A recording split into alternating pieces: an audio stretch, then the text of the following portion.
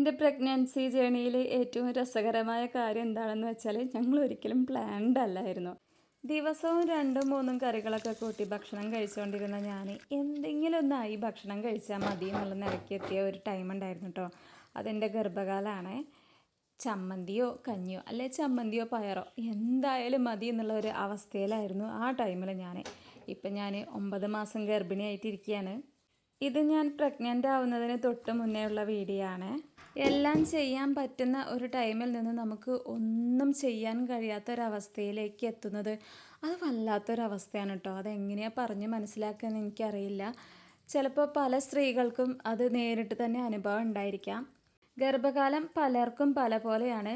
എന്നെ സംബന്ധിച്ചിടത്തോളം എനിക്കത് വളരെ ബുദ്ധിമുട്ടുള്ളൊരു കാലഘട്ടമായിട്ടാണ് കേട്ടോ തോന്നിയത്. അത് 3 മാസം വരെ അയ്യോ എനിക്ക് ഒന്നും തന്നെ കഴിയില്ലായിരുന്നു കേട്ടോ. സത്യം പറഞ്ഞാൽ ഒന്ന് എണീറ്റ് നിൽക്കാൻ പോലും എനിക്ക് ശരീരത്തിന് ആവതില്ലായിരുന്നു. സ്റ്റാർട്ടിങ് ടൈം തൊട്ടേ ഭയങ്കര ക്ഷീണവും ഛർദിയൊക്കെ ആയിരുന്നു കേട്ടോ. ഛർദി എന്ന് വെച്ചാൽ ഇടതടവില്ലാതെ ഛർദിക്കും. പച്ച വെള്ളം കുടിച്ചാൽ പോലും ഛർദിക്കായിരുന്നു കേട്ടോ ഞാൻ ആ ടൈമിൽ. ഛർദിച്ച് തൊണ്ടയിൽ നിന്ന് ചോര വരുന്ന ഒരവസ്ഥ കൂടി ഉണ്ടായിരുന്നേ. അത്രയും തവണ ഓക്കാനിക്കുമ്പോൾ വയറിൽ ഒന്നുമില്ലാതെ എന്നാലും വീണ്ടും വീണ്ടും ഛർദിച്ച് തൊണ്ട ഉരഞ്ഞു മുറിയാവുന്നതായിരുന്നേ.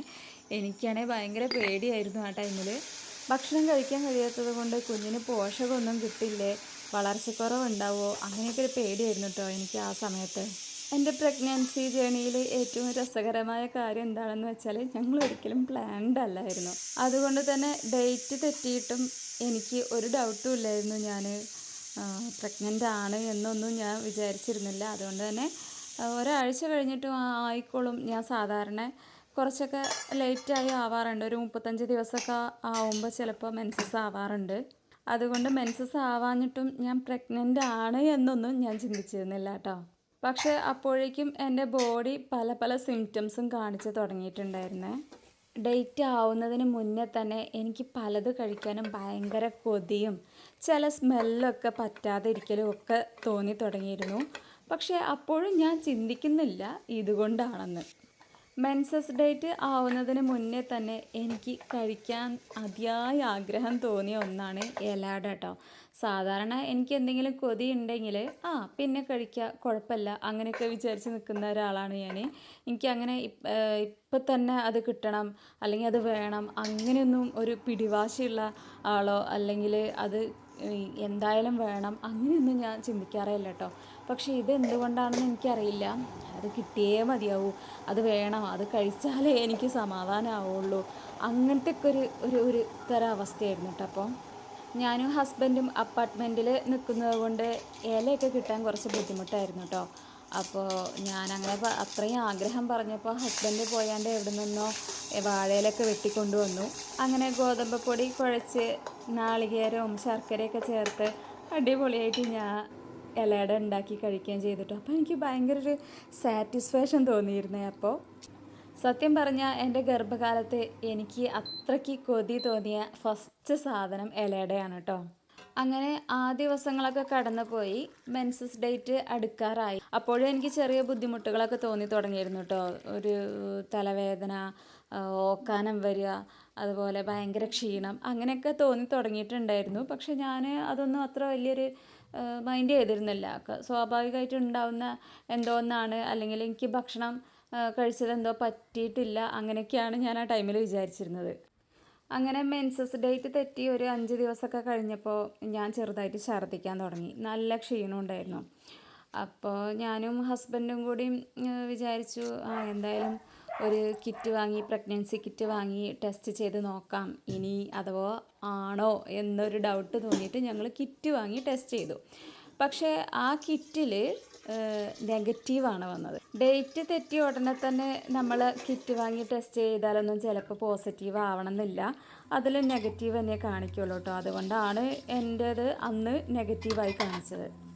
കിറ്റിൽ നെഗറ്റീവാണല്ലോ കാണിച്ചത്. അപ്പോൾ ഞങ്ങൾ ഡൗട്ടൊക്കെ മാറി, അല്ല, ഞാൻ പ്രഗ്നൻ്റ് അല്ല, ഇത് വേറെ എന്തോ ഒരു ശാരീരിക പ്രശ്നം കൊണ്ടാണ് ഞാൻ ഇങ്ങനെ ഓക്കാനിക്കുന്നതും അങ്ങനെയൊക്കെയാണ് ഞാൻ വിചാരിച്ചത്. അപ്പോൾ പിന്നെയും ദിവസം അങ്ങനെ കടന്നുപോയി. അപ്പോഴൊക്കെ എനിക്ക് ഭയങ്കര ക്ഷീണമൊക്കെ കൂടി വരുന്നുണ്ടായിരുന്നേ. എൻ്റെ വീട്ടിലേക്ക് ഇതൊക്കെ വിളിച്ച് പറഞ്ഞുകൊണ്ടിരുന്നപ്പോൾ അവർക്ക് ഭയങ്കര ഒരു സന്തോഷം ഉണ്ടായിരുന്നു. ഞാൻ ഇനി പ്രഗ്നൻ്റ് ആണോ, ആയിരിക്കും, ഇനിയിപ്പോൾ ആ ടെസ്റ്റ് തെറ്റിയിട്ട് പോലും അവർ ഇങ്ങനെ പറഞ്ഞിട്ടുണ്ടായിരുന്നു, അധികം വെയിറ്റുള്ളൊന്നും എടുക്കണ്ട, ശ്രദ്ധിക്കണം, അങ്ങനെയൊക്കെ പറഞ്ഞിട്ടുണ്ടായിരുന്നു. പക്ഷേ എനിക്കും ഹസ്ബൻഡിന് യാതൊരു ഡൗട്ടും അപ്പോഴും ഉണ്ടായിരുന്നില്ല. കിറ്റിൽ നെഗറ്റീവ് ആണല്ലോ, അതുകൊണ്ട് ഞാൻ പ്രഗ്നൻ്റ് ആവാൻ യാതൊരു ചാൻസും ഇല്ല എന്ന് ഞങ്ങൾ രണ്ടോളങ്ങ് കരുതിയിട്ടോ. സാധാരണ ചില മാസങ്ങളിലൊക്കെ ഞാനൊരു 35 ദിവസമൊക്കെ ആവുമ്പോൾ ആവാറുള്ളത് കൊണ്ട് ഇനി കുറച്ച് ദിവസം കൂടി വെയിറ്റ് ചെയ്യാം, ഒരു 2-3 ദിവസം കൂടി വെയിറ്റ് ചെയ്യാം, അല്ലെങ്കിൽ ഒന്ന് ഡോക്ടറെ പോയി കാണിക്കാൻ, ചിലപ്പോൾ PCOD-യോ അങ്ങനെ എന്തെങ്കിലും പ്രശ്നം ഉണ്ടോയെന്ന് അറിയില്ലല്ലോ, അതാണ് ചിന്തിച്ചത് കേട്ടോ. അങ്ങനെ 1-2 ദിവസം കൂടി കഴിഞ്ഞപ്പോൾ എനിക്ക് പലതിൻ്റെ സ്മെല്ലും പറ്റാതെ തുടങ്ങിട്ടോ. സവോള അരിയുന്നതിൻ്റെ, അതേപോലെ അരി തിളയ്ക്കുന്നതിൻ്റെ, ഹസ്ബൻഡിൻ്റെ വിയർപ്പിൻ്റെ സ്മെല്ല്, അതൊക്കെ എനിക്ക് എത്രയോ മടങ്ങ് അധികമായിട്ട് കിട്ടുന്നത് പോലെ തോന്നി. എനിക്ക് ഒട്ടും പറ്റില്ലായിരുന്നു. സവോളയൊക്കെ അരിയുമ്പോഴേക്ക് ഛർദ്ദിക്കാൻ വരും, അതുപോലെ ചില സ്പ്രേയിൻ്റെ സ്മെല്ലൊന്നും പറ്റില്ല. അതുകൊണ്ട് ഞാൻ പറയും ഇതിനൊക്കെ എന്തോ ഒരു ബാഡ് സ്മെല്ലുണ്ട്, എനിക്ക് തീരെ പറ്റണില്ല, ഇനി സ്പ്രേ ഒന്നും എൻ്റെ അടുത്ത് നിന്ന് അടിക്കരുത് എന്നൊക്കെ ഞാൻ ഹസ്ബൻഡിനോട് പറയലുണ്ടായിരുന്നു കേട്ടോ. ആദ്യം ടെസ്റ്റ് ചെയ്ത് കഴിഞ്ഞ് ഒരു 4-ാമത്തെ ദിവസമൊക്കെ ആയപ്പോഴേക്കും വീണ്ടും നല്ല ഛർദിയൊക്കെ തുടങ്ങി. അപ്പോൾ അമ്മയും അനിയത്തിയൊക്കെ എന്നോട് പറഞ്ഞു, ഈ ഒന്നുകൂടി ടെസ്റ്റ് ചെയ്ത് നോക്കുക, ഇനി ആണെങ്കിലോ, ഇതുവരെ മെൻസസ് ഒന്നും ആയിട്ടില്ലല്ലോ എന്നുള്ള രീതിയിൽ പറഞ്ഞപ്പോൾ അങ്ങനെ ഞങ്ങൾ ഒരു വട്ടം കൂടിയും ടെസ്റ്റ് ചെയ്തു കേട്ടോ. ആ ടെസ്റ്റിൽ 2ാമത്തെ വര ചെറുതായി ഒന്ന് തെളിഞ്ഞു വന്നു. അപ്പോൾ ഞങ്ങൾ വിചാരിച്ചു ഇനിയാണോ, നല്ല കട്ടിയിലൊന്നും പതിഞ്ഞിട്ടില്ലായിരുന്നു, ചെറിയൊരു വരയുള്ളായിരുന്നു. പക്ഷേ 2 വര ഉണ്ടായിരുന്നു. അതിൽ ഞങ്ങൾ അന്ന് തന്നെ ഹോസ്പിറ്റലിൽ കാണിക്കാൻ വേണ്ടി തീരുമാനിച്ചിട്ട്, അവിടെ ഞങ്ങൾ നിൽക്കുന്നതിൻ്റെ അടുത്ത് തന്നെ ഒരു ഡോക്ടറുണ്ട്, അവരെ വീട്ടിൽ പോയി പരിശോധിക്കാമെന്നാണ് വിചാരിച്ചത്. ഒത്തിരി നല്ല ഡോക്ടേഴ്സ് ഉണ്ട്. അവരെക്കുറിച്ചൊന്നുമല്ല ഞാൻ ഇനി പറയാൻ പോകുന്നത്, എൻ്റെ എക്സ്പീരിയൻസ് ആണ് കേട്ടോ ഞാൻ ഷെയർ ചെയ്യാൻ പോകുന്നത്. ഒരു ഡോക്ടർ ഒരു രോഗിയോട് എങ്ങനെ പെരുമാറരുത് എന്നതിന് ഉത്തമ തെളിവായിരുന്നു കേട്ടോ ഞാൻ കാണിച്ചിരുന്ന ആ ഡോക്ടർ. കുറച്ചൊക്കെ ഏജ്ഡ് ആയിട്ടുള്ള ലേഡി ഡോക്ടറായിരുന്നു. മെഡിക്കൽ കോളേജിലൊക്കെ പ്രൊഫസറായിട്ട് വർക്ക് ചെയ്തിട്ടുണ്ടായിരുന്ന ആളായിരുന്നു. അങ്ങനെ നല്ല ഡോക്ടർ ആവുമല്ലോ എന്ന് വിചാരിച്ചിട്ടാണ് അങ്ങോട്ട് പോയത്. പക്ഷേ കാണിച്ചു കഴിഞ്ഞപ്പോൾ എനിക്ക് തോന്നി അവിടേക്ക് പോവേണ്ടിയിരുന്നില്ല എന്ന് കേട്ടോ. എന്താ വന്നതെന്ന് ചോദിച്ചപ്പോൾ ഞാൻ പറഞ്ഞു, കാർഡിലിങ്ങനെ ടെസ്റ്റ് ചെയ്തപ്പോൾ പോസിറ്റീവാണ്, പ്രഗ്നൻ്റ് ആണെന്നാണ് കാണിക്കുന്നത്. അപ്പോൾ ആരാ പറഞ്ഞത് പ്രഗ്നൻ്റ് ആണെന്ന്? അത് ഞാൻ പറഞ്ഞു, കാർഡിൽ ഇങ്ങനെ പോസിറ്റീവ് കാണിച്ചിട്ടുണ്ടായിരുന്നു എന്നുള്ള ഒരു ലെവലിൽ പറഞ്ഞു. അപ്പോൾ എന്നോട് തന്ന മറുപടി എന്താണെന്ന് വെച്ചാൽ, കാർഡിൽ പച്ചവെള്ളം ഒഴിച്ചാലും പോസിറ്റീവായി കാണിക്കും എന്നാണ് കേട്ടോ. അപ്പോൾ ഞാൻ വിചാരിച്ചു, പിന്നെ എന്തിനാണ് ഇത്രയും കമ്പനികൾ ഈ പ്രഗ്നൻസി കിറ്റ് ഇറക്കുന്നതെന്ന്. പച്ചവെള്ളം ഒഴിച്ചാലും അതിൽ പോസിറ്റീവ് കാണിക്കുമെങ്കിൽ ഈ കമ്പനികളൊക്കെ മുന്നോട്ട് പോകും എന്നാണ് കേട്ടോ എനിക്ക് ആദ്യം തോന്നിയത്. അങ്ങനെ ചാടിക്കളിച്ച് ഒരുമാതിരി ബിഹേവിയർ ആയിരുന്നു കേട്ടോ ആ ഡോക്ടറത്. എനിക്ക് ഒട്ടും തന്നെ ഇഷ്ടപ്പെട്ടിട്ടുണ്ടായിരുന്നില്ല സത്യം പറഞ്ഞാൽ. പിന്നെ അപ്പോൾ തന്നെ പറഞ്ഞു ബ്ലഡ് ഒന്ന് ടെസ്റ്റ് ചെയ്യണം, അതിലേ കൺഫേം ചെയ്യാൻ പറ്റുള്ളൂ എന്ന്. അങ്ങനെ ഞങ്ങൾ അന്ന് തന്നെ പോയാണ്ട് ബ്ലഡ് ടെസ്റ്റ് ചെയ്തു, അതിൽ പോസിറ്റീവ് തന്നെയായിരുന്നു. പിന്നെ ഞാൻ ആ ഡോക്ടറെ അടുത്തേക്ക് പോയിട്ടില്ല, ഞാൻ വേറൊരു ലേഡി ഡോക്ടറെയാണ് കേട്ടോ പോയി കണ്ടത്. HCG ടെസ്റ്റ് ചെയ്താൽ തന്നെ നമുക്ക് പ്രഗ്നൻസി കൺഫേം ചെയ്യാൻ പറ്റുള്ളൂ. പക്ഷേ ഇപ്പോഴൊക്കെ പൊതുവെ എല്ലാവരും കാർഡൊക്കെ വാങ്ങിച്ച് ടെസ്റ്റ് ചെയ്ത് ഒന്ന് ഡോക്ടറെ കാണിച്ചതിന് ശേഷം പിന്നെയൊക്കെയാണ് നമ്മൾ HCG ടെസ്റ്റ് ചെയ്യാറുള്ളത്. പ്രഗ്നൻസി കിറ്റ് വാങ്ങി നമ്മളൊന്ന് ടെസ്റ്റ് ചെയ്തെന്ന് വിചാരിച്ച് നമ്മൾ അത്രയും കുറ്റപ്പെടുത്തുന്ന ഡോക്ടറൊന്നും ഞാൻ ഇതിന് മുന്നേ കണ്ടിട്ടില്ല കേട്ടോ. നമുക്കൊരു ആശ്വാസം കിട്ടാൻ വേണ്ടിയിട്ടാണ് നമ്മൾ സാധാരണ എന്ത് രോഗമായാലും ഡോക്ടേഴ്സിൻ്റെ അടുത്തേക്ക് പോകുന്നത്. പ്രഗ്നൻസി ഒരു രോഗമല്ല, പക്ഷേ ഞാൻ പറഞ്ഞതാണ്. അങ്ങനെ ആ കഥയൊക്കെ അവിടെ നിൽക്കട്ടെ. ഇനി നമുക്ക് ബാക്കിയുള്ള കാര്യങ്ങളിലേക്ക് തിരിച്ചു വരാം. എൻ്റെ പ്രഗ്നൻസി ടൈമിൽ എൻ്റെ ഹസ്ബൻഡ് നന്നായിട്ട് ബുദ്ധിമുട്ടിയിട്ടുണ്ട് കേട്ടോ. ഒന്നും കുക്ക് ചെയ്യാനൊന്നും ആൾക്ക് അറിയില്ലായിരുന്നു. പക്ഷേ എനിക്കാണെങ്കിൽ ഛർദിയും ക്ഷീണവും സ്മെല്ലൊന്നും പറ്റാത്തത് കൊണ്ട് ഏട്ടനത് ചെയ്യേണ്ടത് നിർബന്ധമായി തുടങ്ങി കേട്ടോ. ഓരോ അമ്മമാരും ആൺകുട്ടികളായാലും പെൺകുട്ടികളായാലും ഒന്നും കുക്ക് ചെയ്യാൻ അറിയാതെയോ അല്ലാതെ ഒരു പണി എടുക്കാൻ കഴിയാത്ത രീതിയിലോ മക്കളെ വളർത്തരുത്. ആ ടൈമിലൊക്കെ ഞാൻ ചിന്തിച്ചിട്ടുണ്ടായിരുന്നു, എനിക്ക് പിറക്കാൻ പോകുന്നത് ഒരു ആൺകുട്ടിയായാലും പെൺകുട്ടിയായാലും അത്യാവശ്യം അവർക്ക് ജീവിക്കാൻ പറ്റുന്ന രീതിയിലുള്ള ആഹാരങ്ങളും കുക്ക് ചെയ്യാൻ അവരെ പഠിപ്പിക്കണം കേട്ടോ. അല്ലെങ്കിൽ ഏതെങ്കിലും ഒരു സാഹചര്യത്തിൽ അവർ പെട്ടുപോകും.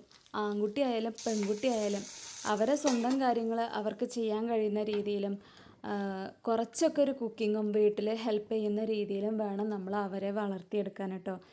ഒന്നും ചെയ്യിക്കാതെ ആൺകുട്ടികളായാലും പെൺകുട്ടികളായാലും വളർത്തുന്ന മാതാപിതാക്കൾ ചിന്തിക്കുക അവരെ ഒന്നും ചെയ്യിക്കാതെ നല്ല രീതിയിലാണ് നമ്മൾ വളർത്തിയത് എന്നൊക്കെയാണ്. പക്ഷെ അത് സത്യമായിട്ട് പറഞ്ഞാൽ 100% തെറ്റായ കാര്യമാണ് കേട്ടോ. ഒന്നും ഉണ്ടാക്കാൻ അറിയില്ലെങ്കിൽ കൂടി ആ സമയത്ത് ഹസ്ബൻഡ് പഠിച്ച് എന്നോടൊക്കെ ചോദിച്ച് കുക്ക് ചെയ്യാനൊക്കെ തുടങ്ങിയിട്ടോ. അതിനുള്ള മനസ്സ് ആൾക്കുണ്ടായിരുന്നു. അതുകൊണ്ട് എൻ്റെ ഭാഗ്യം. ഇനിയും പ്രഗ്നൻസി ജേണിയെക്കുറിച്ച് ഒത്തിരി പറയാനുണ്ട്. ഇത് കേൾക്കാൻ ആഗ്രഹം ഉണ്ടെങ്കിൽ നിങ്ങളൊന്ന് കമൻറ്റ് ചെയ്യുക. അതുപോലെ നിങ്ങളുടെ പ്രഗ്നൻസി ടൈമിലെ അനുഭവങ്ങളൊക്കെ ഷെയർ ചെയ്തുകൊണ്ട് കമൻറ്റ് ഇടാനും മറക്കരുത്. അപ്പോൾ അടുത്ത വീഡിയോയിൽ കാണാം. വീഡിയോ ഇഷ്ടമായാൽ ലൈക്ക് ചെയ്യാനും സബ്സ്ക്രൈബ് ചെയ്യാനും ഒന്ന് ഷെയർ ചെയ്യാനും കൂടി മറക്കരുത് കേട്ടോ.